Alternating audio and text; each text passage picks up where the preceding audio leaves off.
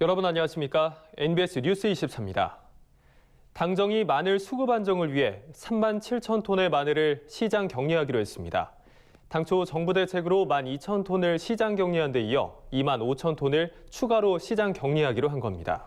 네, 마늘 생산 과잉이 심각해 선제적인 대응을 요구하는 목소리가 높아지자 당정이 긴급 수급 안정 대책을 내놓은 겁니다. 마늘 공급 과잉 해소에 도움이 될 것으로 기대됩니다. 강창호 기자가 보도합니다. 더불어민주당과 정부는 최근 국회의원회관에서 당정 협의회를 갖고 마늘 3만 7천 톤을 시장 격리하는 내용의 2019년산 마늘 수급 안정 대책을 발표했습니다. 앞서 정부가 사전 면적 조절, 수매 비축 등으로 12,000톤을 시장 격리한 데 이어 추가로 2만 5천 톤에 대한 시장 격리에 나선 겁니다. 정부는 우선 판로가 불확실한 비계약 재배 물량 18,000톤을 수매 비축한 뒤 시장 상황에 따라 탄력적으로 방출할 예정입니다. 농협에도 무이자 수매 자금 지원을 확대합니다. 산지 조합이 계약 재배 물량 6,000톤을 추가 수매하도록 한다는 방침입니다. 지역 간 씨마늘 교류를 확대해 종자용 수입 마늘을 국내산으로 2,000톤 이상 대체하는 방안도 적극 추진합니다.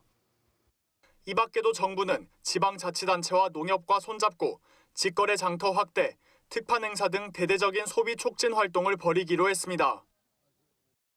당초 정부가 추정하는 공급 과잉량보다도 3,000톤 이상을 추가로 수매하기로 했기 때문에 수급 안정에 긍정적인 역할을 줄 것으로 보고 있고, 그럼에 따라서 시장에서 그다음에 산지에서 마늘 가격 점차 상승할 것으로 예상을 하고 있습니다.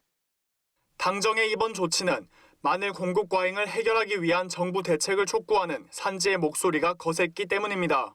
산지에선 최소한 생산량의 5% 수준인 2만 톤가량을 정부가 수매 비축해야 마늘 공급 과잉 문제를 해소할 수 있다며 정부의 대책 마련을 촉구한 바 있습니다.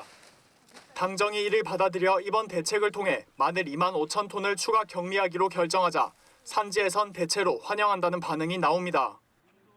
과잉되다 보니 합 2만 톤을 비축해달라고 요청을 드린 겁니다. 결정은 잘 내렸다고 봅니다. 농가들이 지금 아직 팔지를 못한 게 많습니다. 정부 수매를 해서 그나마 숨통이 튀지 않을까. 당정의 수급 안정 대책이 마늘 공급 과잉 해소의 단비가 될 수 있을지 마늘 농가들의 관심이 집중되고 있습니다. MBS 뉴스 강창호입니다. 전 세계적으로 농작물에 막대한 피해를 주고 있는 열대 거세미 나방이 우리나라에도 상륙해 농가에 비상이 걸렸습니다. 지난 19일 제주에서 처음으로 발생한 데 이어 최근에는 전북 고창과 전남 무안에서도 발생한 것으로 확인됐는데요. 다른 지역으로도 빠르게 확산될 수 있어 농가에 큰 피해가 우려됩니다. 김인경 기자가 취재했습니다. 열대 거세미 나방이 우리나라에 처음으로 발생해 빠르게 확산되고 있습니다.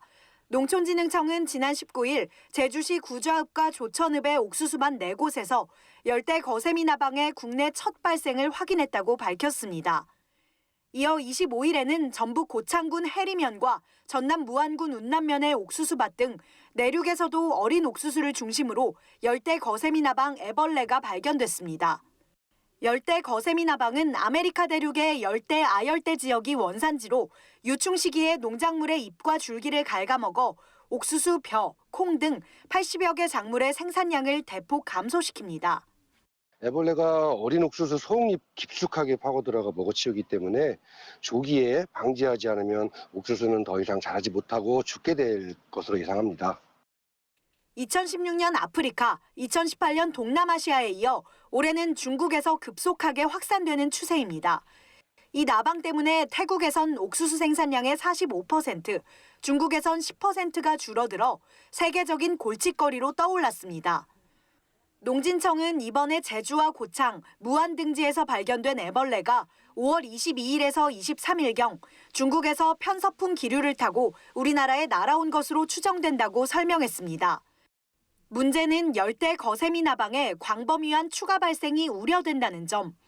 농진청은 아직 발견되지 않은 전북 남서부 지역, 전남과 경남 지역의 옥수수밭에서도 추가로 열대 거세미 나방이 발생할 가능성이 매우 높다고 밝혔습니다. 열대 거세미 나방은 애벌레가 2주 만에 성충이 되고 성충이 알을 최대 1,000개씩 낳을 정도로 확산 속도가 빨라 국내에 상륙한 이상 대발생이 우려됩니다. 겨울철 기온이 10도 아래로 내려가는 지역에서는 월동이 어려워 국내에 정착할 가능성은 낮지만 중국에서 매년 날아와 국내 옥수수 생산량을 대폭 감소시킬 수 있습니다. 7월 초에는 국내에서 번식한 후에 성충으로 출현하고 내륙의 다른 지역에서도 발생할 것으로 예상하고 있습니다. 전문가들은 농가들이 조기 예찰과 철저한 방제로 확산을 막아야 한다고 강조합니다. 애벌레가 어릴수록 방제 효과가 더 높기 때문입니다. 농진청 관계자는 옥수수와 벼 등 화분과 작물을 재배하는 농가들이 수시로 논밭을 예찰해야 한다면서 의심되는 해충이 발생하면 인근 농업기술센터나 농촌진흥청으로 신고해달라고 당부했습니다. NBS 뉴스 김인경입니다. 올해 양파 수확량이 대폭 늘면서 양파 농가들이 풍년의 역설에 울고 있습니다. 수확 시기를 놓쳐 썩거나 상품성이 떨어지는 양파가 속출하는가 하면 양파값은 지난해 대비 40% 가까이 큰 폭으로 떨어졌습니다. 제값을 받지 못할 바엔 차라리 폐기하는 게 낫다며 수확을 포기한 양파 농가들도 상당수입니다. 김하영 기자가 보도합니다. 우리나라 최대 양파 주산지인 전남 무안. 제철 맞은 양파를 수확하면서 활기가 넘쳐야 할 때지만 농민들은 한숨부터 나옵니다. 그러면 오늘 7,000원 받으면 4,400원이지 아니고 그러면 양값하고 심은 품살게 다 지어. 지난 겨울부터 온화한 날씨가 이어진 데다 비도 적당히 내리면서 양파 수확량이 급증한 건데 문제는 가격까지 큰 폭으로 떨어지면서 많은 양파 농가가 농사를 지어놓고도 오히려 손실을 입게 됐습니다. 1년 농사 지어가지고 지금 현재 양파 한 마지기 200평 작업을 하면요. 보편적으로 한 7, 80만 원 적자입니다. 손해나요. 무안군에 위치한 전남 서남부 채소농협에서는 양파 20kg 한 망을 수매할 때 농가에 8,000원을 지급하고 있습니다. 그나마 계약 재배를 한 농가의 양파만 수매하기 때문에 밭에서 폐기 처분되는 양파도 부지기수.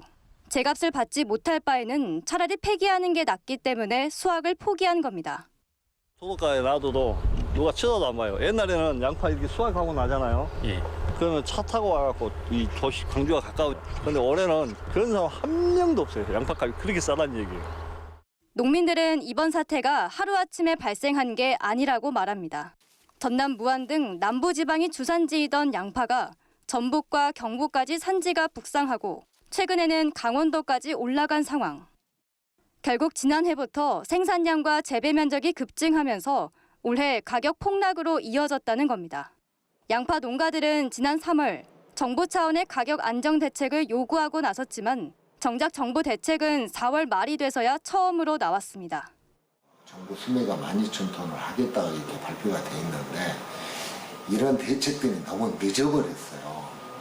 산지에서는 뭐 정부 대책들 과잉 생산으로 이렇게 그런 대책들을 좀 조기에 이렇게 실시해 주라 이렇게 했었는데 이제 나중에 이렇게 생산이 만약에 적어가지고 가격이 올라오면 어떡하냐 이런 측면만 자꾸 정부가 농림부라든가 이런 측면만 강조하다가 이 실기를 놓쳐버린 거란 말이에요. 무안군과 농협은 양파 소비 촉진을 위한 광고를 내며 양파 사주기 운동을 벌이고 있지만 정작 소비자의 장바구니에는 양파가 채워지지 않고 있습니다. 풍년이 들어도 기뻐할 수 없는 양파 농가의 현실. 근본적인 대안이 필요해 보입니다. 보다 자세한 내용은 오늘 밤 9시 이슈 현장 속으로 해서 전해드립니다. MBS 뉴스 김하영입니다. 앞으로 10년간 농업 분야 취업자 수가 매년 2%씩 줄어들 것이란 암울한 전망이 나왔습니다. 최근 한국고용정보원이 농업기계화나 농촌인구 고령화 등의 원인으로 농업 분야 취업자 수 감소세가 이어질 것이라는 분석을 발표했는데요. 몇 년간 보인 농업 분야 취업자 수 상승세를 반짝 현상에 그치지 않게 할 대책이 필요하다는 지적이 나오고 있습니다. 이현경 기자가 보도합니다. 2027년까지 전체 취업자 수가 연평균 0.5%씩 증가할 것으로 예상되는 가운데 같은 기간 농업 분야 취업자는 매년 2%씩 줄어들 것이라는 분석이 나왔습니다. 한국고용정보원이 발표한 중장기 인력 수급 수정 전망의 내용입니다. 고용정보원은 취업자와 실업자를 합한 경제활동 인구가 2017년 2,775만 명에서 2027년 2,922만 명으로 147만 명 증가할 것이라고 예측했습니다. 경제활동 인구란 만 15세 이상 국민 가운데 군인과 공익근무요원, 수감자 등을 제외한 생산 가능 인구에서 주부, 취업준비생 등의 비경제활동 인구를 뺀 인구를 말합니다. 경제활동 인구가 늘긴 하지만 그 증가세는 점차 무뎌질 것으로 보이는데 2017년부터 2027년까지의 경제활동 인구 증가율이 0.4%에 불과할 것으로 전망돼서입니다. 이에 따라 취업자 수 증가율도 둔화될 것으로 예상됩니다. 고용정보원 전망에 따르면 2022년까지 0.7% 수준을 유지하다 그 이후로 2027년까지는 0.3%로 점점 줄어듭니다. 이런 가운데 가장 암울한 분야는 단연 농업 부문입니다. 2013년 151만 명이던 농림어업 취업자 수는 2017년 127만 명으로 감소했습니다. 감소세는 앞으로도 이어져 2027년에는 농림어업 취업자가 107만 명으로 주저앉을 것으로 보입니다. 특히 농림어업 중 비중이 가장 큰 농업은 2027년까지 취업자 수가 매년 1.9%씩 줄어들 것이라는 게 고용정보원의 분석입니다. 농업 취업자 수 중에서는 70대 이상이 고령자가 굉장히 많고요. 게다가 쌀 수요가 점차 줄고 있기 때문에 정부에서도 농지를 축소하고 있는 정책을 쓰고 있거든요. 기계화가 진행이 되면서 덩달아서 취업자 수도 감소하게 되고요. 농업 농촌을 살리기 위해선 젊은 사람들이 농업 분야에서 활발히 일할 수 있도록 다양한 일자리 발굴과 정책적 지원이 필요해 보입니다. MBS 뉴스 이연경입니다. 간추린 뉴스입니다. 경상남도가 최근 경남 스마트팜 혁신밸리 워킹그룹 출범식을 개최했습니다. 이날 출범식은 분야별 최고 전문가 17명을 자문위원으로 위촉하고 스마트팜 혁신밸리 기본계획 구상안 발표 등의 순으로 진행됐습니다. 경남 스마트팜 혁신밸리 워킹그룹은 행정부지사를 추진단장으로 실무협의반을 사업 완료 시까지 운영해 새로운 정책적인 아이디어를 발굴하고 피드백을 주고받을 계획입니다. 한편 경남 스마트팜 혁신밸리 조성 사업은 876억 원을 투입해 오는 2022년 준공을 목표로 밀양시 삼낭진읍 일대 약 22헥타르에 스마트팜 등을 조성하는 사업입니다. 충남도 농업기술원이 고품질 마늘 생산 기반을 마련하고자 하반기에 우량시 마늘 5만 구를 공급합니다. 토종 한지역 마늘은 조생종 난지역 마늘보다 가격이 서너 배 높고 수익이 안정적이지만 바이러스나 병해충 등에 약해 품질 저하 문제가 발생해 왔습니다. 이에 도농기원은 조직 배양으로 생산한 우량씨 마늘 5만 구를 우선 공급하고 보급한 우량씨 마늘에 대한 모니터링과 컨설팅을 지속 추진할 방침입니다. 제주도가 2019년도 상반기 자유무역협정 개방화 대응 제주 전략 포럼을 열었습니다. 이번 포럼은 FTA와 관련한 새로운 정보를 교환하고 체계적인 분석을 통해 제주 지역에 효과적이고 실천 가능한 FTA 활용 방안을 모색하기 위해 마련됐습니다. 포럼에 참석한 전문가들은 FTA 관세율 변화가 제주 감귤과 밭작물에 미치는 영향을 비롯해 FTA 이행으로 인한 농업 농촌의 변화 등 다양한 주제를 놓고 열띤 토론을 펼쳤습니다. 충북도 농업기술원은 자체 육성 품종인 으뜸 도라지를 지역 특산품화하기 위한 노력에 박차를 가하고 있습니다. 으뜸 도라지는 재래종에 비해 생육 속도가 빠르고 사포닌 함량이 2배 정도 많아 슈퍼 도라지라고 불립니다. 또 기관지와 호흡기 질환에 효과가 있는 것으로 알려져 소비자들의 수요가 꾸준히 상승하고 있습니다. 도 농기원은 고품질 도라지 재배 방법과 도라지를 이용한 가공식품을 지속적으로 개발해 으뜸 도라지의 지역 특산화를 위해 힘쓰겠다고 전했습니다. 농업에 관한 어려운 용어나 개념을 알기 쉽게 풀어드리는 풀어쓴 농업백과 시간입니다. 최근 풍작으로 인한 농산물값 하락으로 힘겨워하는 농민들이 많습니다. 그야말로 풍년의 역설을 겪고 있는 건데요. 농산물 수급 안정이 절실한 요즘 농산물 해외 원조가 하나의 해결책으로 주목받고 있습니다. 그래서 오늘 이 시간에는 농산물 해외 원조의 의미와 효과에 대해서 함께 짚어보겠습니다. 지난 2017년 5월 17일이었죠. 정부의 쌀 750톤을 실은 선박이 광양항을 떠나 캄보디아와 미얀마로 향했습니다. 우리나라가 다른 빈곤국을 위해서 처음으로 쌀을 무상 원조한 겁니다.